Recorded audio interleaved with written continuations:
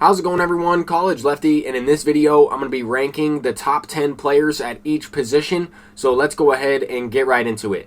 So we're starting off with the top 10 catchers, and you might have a completely different list than I do, right? You might perform better with some of these cards than I have them kind of ranked in order.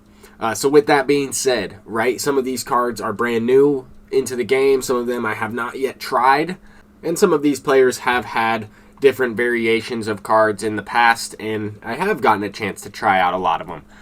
So we're just ranking the top 10 catchers here to start it off, and there are a lot of different options now.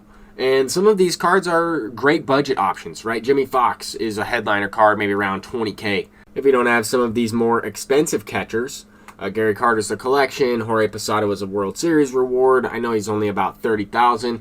Mike Piazza just came out. This card is probably the second best catcher, I would say. I still think Joe Mauer is a little bit better, has a better swing than Mike Piazza, but you can't go wrong with either of them. Mike Piazza would obviously not need a platoon. Now we get into the top 10 first basemen, and this one is a little bit of a surprising pick. I did want to go with more of a budget option. I think Pete Alonso, or at least that specific Pete Alonso, looks pretty good with some active quirks. We also have Jimmy Fox again on here one more time, Jared Walsh, collection reward, Michael Toglia, really good first baseman option here. Carlos Santana, brand new into the game. Haven't got a chance to try him out, but Carlos Santana cards have always been good in the past. Albert Pujols, great first baseman. I'd probably use him at first.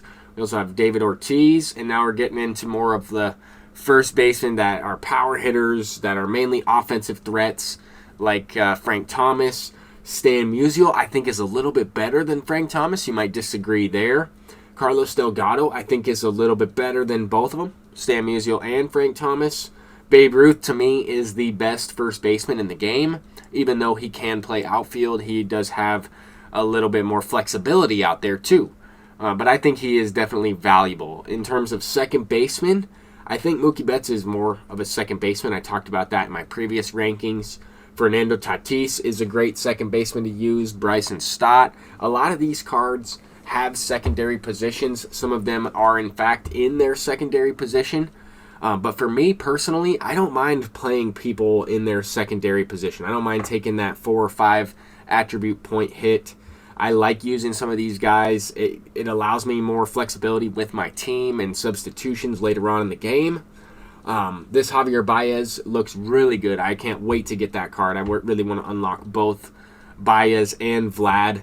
But as far as the second baseman go, I think you can't go wrong with Jorge Polanco, Ketel Marte, or Chase Utley. You definitely want to have some of these good switch hitters that can play a variety of positions. And then you also need to make sure that you can put in some of these lefties, like Chase Utley, like maybe Bryson Stott, or some of these infielders that hit left-handed.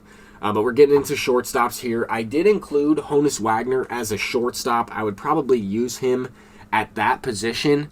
And we also are going with a couple different guys here, right? Some of these players are still the same.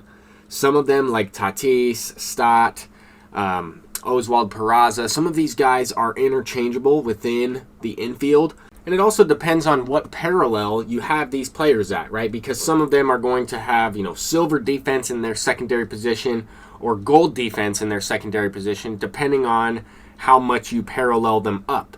So obviously you want to play these cards where they play their best.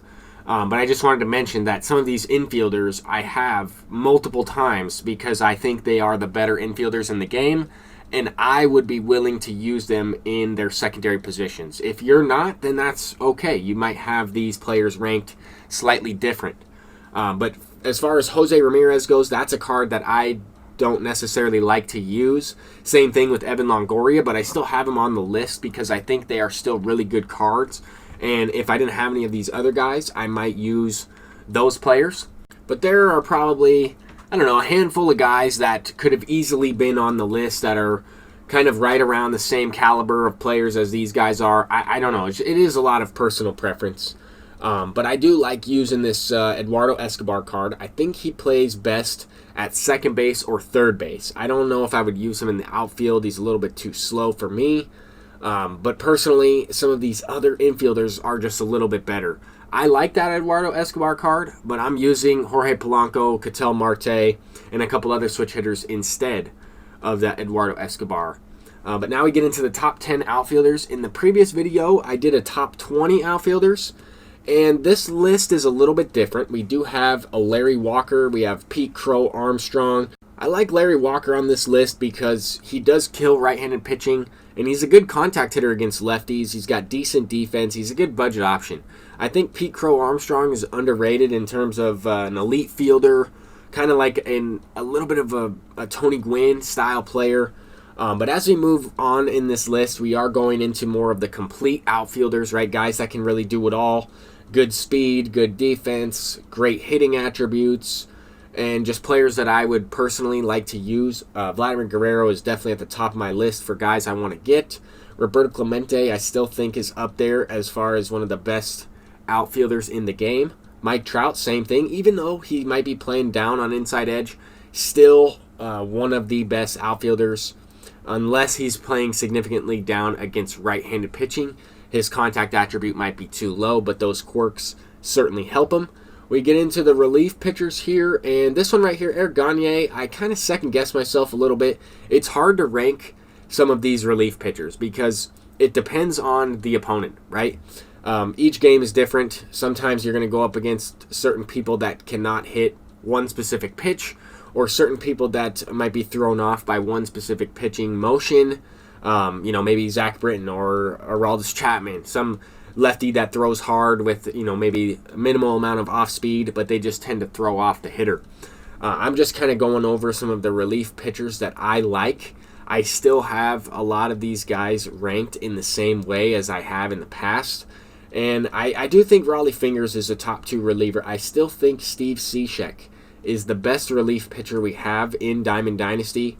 But now we're going to get into the top 10 starting pitchers. And we're going to finish off this video with the best pitchers in the game, in my opinion. A lot of these guys I have tried, or at least in last year's game I used Greg Maddux. I think he could be useful on Legend difficulty. Might not be as good on Hall of Fame. Certainly not as good on All-Star. But all of these other pitchers are pretty good on all difficulties, I would want to say. I think Roy Halladay's still up there. I thought he would be a little bit better than he actually is. Corbin Burns, definitely a top 6 pitcher. We also have Tom Glavine, who I think is borderline 5th, 6th. Yuri Perez, I think is top 4. I think he is the 4th ranked. Bob Feller being the 3rd ranked pitcher. Bobby Miller being the 2nd ranked pitcher. And of course, Randy Johnson. That's going to do it for this video. I'm College Lefty, and I'll probably make a couple more of these videos as more cards are released. But that's going to do it. Look out for this updated schedule here. We have a lot of content coming to MLB The Show. Until next time, peace out.